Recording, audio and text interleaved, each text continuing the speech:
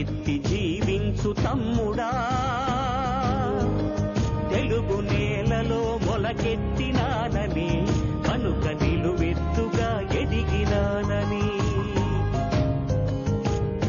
తల వంచి కైమోడ్చు తమ్ముడా, తెలుగు తల్లి నన్ను కనిపెంచినాదని, కనుక తులలేని జన్మమ్ము నాదని.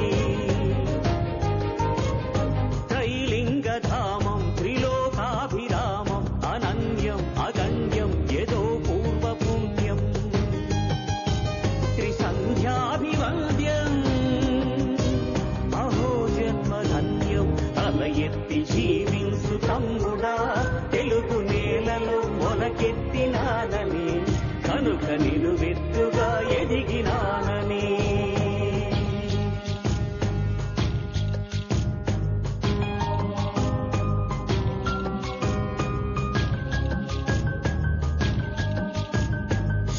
మహావిష్ణువే శ్రీకాకుళాంధ్రుడై శ్రీకారమును చుట్టి నీ చరితకి,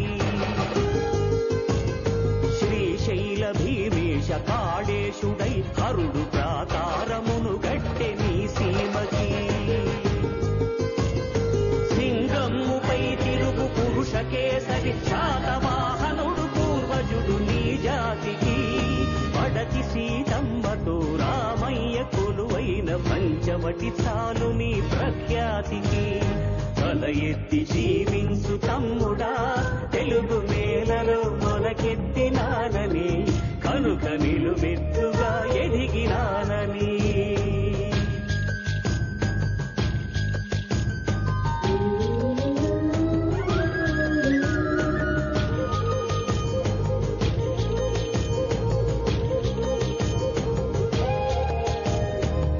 తరములు దాటి తరలి వచ్చిన మహాత్ముల తపః సంపత్తి నీ వారసత్వం. ఇచట పుట్టిన చిగురు కొమ్మైన చేవయని కాంతులకు అందినది ఆర్యసత్వం. మూవన్నె జెండాగా మిన్నంటి లోకాన మేటి సంస్కృతి చాటు ఘనత నీ స్వంతం.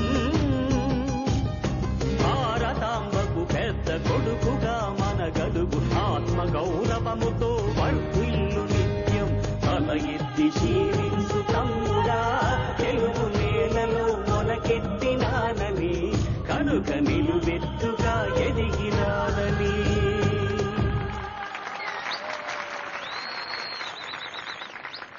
ఇలా ఎందరో ధన్యజీవుల త్యాగఫలంతో యావత్ భారతావనికే ఆదర్శమై నిలచిన మన పచ్చని తెలుగు జాతి ఈనాడు స్వార్థ రాజకీయాలతో, కుల మత వర్గ ప్రాంత వైషమ్యాలతో నిర్జీవమైపోతుంది.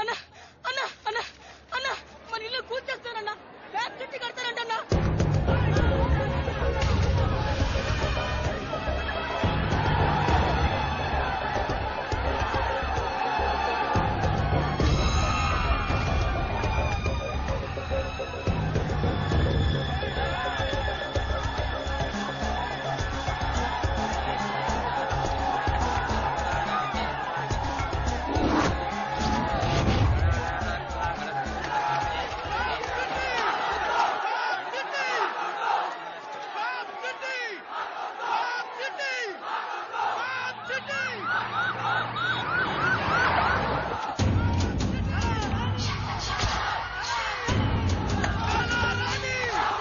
అసలు లేబర్ కోలం నిన్నే చెప్పాను ఇదంతా ఉండకూడదని.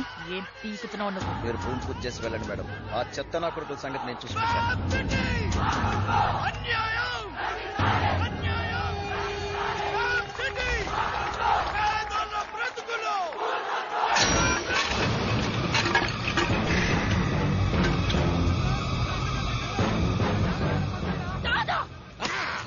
నీ అబ్బా జాగీరనుకున్నవే ఈ ఇలాకా?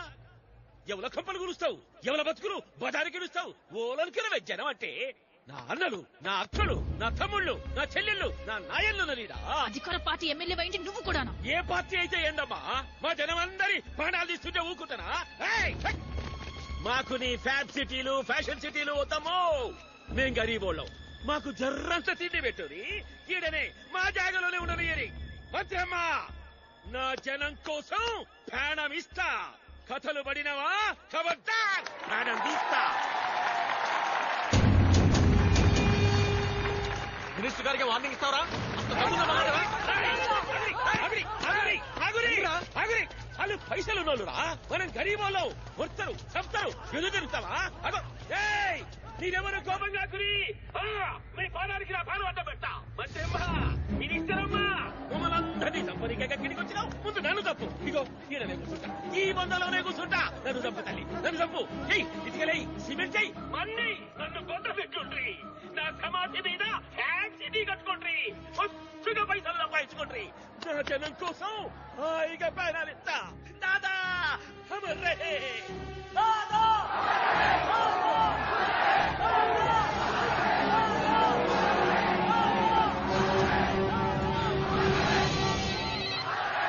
సార్, పార్టీ ఆఫీస్ తెచ్చుకో.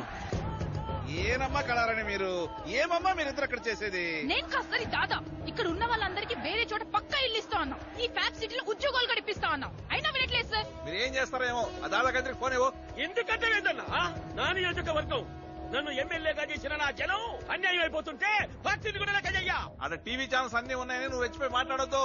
ఆల్రెడీ మన పార్టీ ఇజ్జత్తు టీవీ లైవ్ లో స్టేట్ లో తెలిసిపోయిందప్పా. నువ్వు వచ్చేసాయప్పా. ఈ మినిస్టర్ అమ్మ ఈ జాగ నుంచి ఖాళీ చేసి నేనేమోదన్నా. ఫోన్ కలవడానికి అప్పా. మీరు ఇమీడియట్లీ ఆ జాగా ఖాళీ చేసి వచ్చేసేయండి, లేకపోతే పై వాళ్ళకి రిపోర్ట్ చేయాల్సి వస్తుంది. అర్థమైందా? ఇదంతా నాకు నచ్చలేదు సార్. అయినా మీరు చెప్తున్నారు కాబట్టి వెళ్తున్నాం.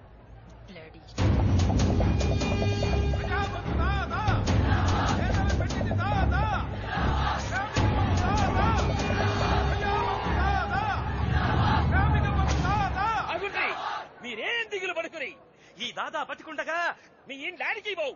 చూస్తా చూస్తా నా బిడ్డల్ని దిక్కులేలో చేసుకుంటారా? కళారానా, ధనమ్మ మొగుడా, ఎవ్వరొచ్చినా నీకు నేనున్నా. తమ్మి, ఆ కాలర్ పట్టుకున్న సంగతి చూడు. కళారాణి వెనుక ఉందని దాదా గల్లనే పట్టుకుంటావరా బిడ్డ? నేను ఇక్కడున్నానని మా మేడం తెలిస్తే నీ ఫ్యామిలీ మొత్తం లేచిపోతారు కొడక. హలో, ఈ అరుపేవందో తెలుసా? రాజేష్ దే కదా. అందుకే నువ్వంటే నాకు చాలా ఇష్టం బిడ్డ. ఎంత కావాలి? 200 కోట్లు. రాజేష్ గారి కోసం 200 కోట్ల? హాని కోసం కాదు బిడ్డ, నీ ముద్దుల ఫ్యాబ్ సిటీ కోసం. ఫ్యాబ్ సిటీ ఏంటి? ప్రాజెక్టు 5000 కోట్లు. పేరేవందో ఎన్ఆర్ఐ గాంధీ. గవర్నమెంట్కి వెళ్లి లోను 4500 కోట్లు. అంతా మంది సొమ్మేనాయ, ఫ్రీగా వచ్చిందేగా. ఇంట్లో నేనెంత అడిగినా ముష్టి 200 కోట్లు ఇస్తే బస్తీ జనం కంట్రోల్ అవుతారు. లేకుంటే వాళ్ళిళ్ల కోసం వాళ్ళే పోరాడుకుంటారు. 50 ఇస్తా. 250 కోట్లు. 70 కోట్లు. 300 కోట్లు. ఫక్.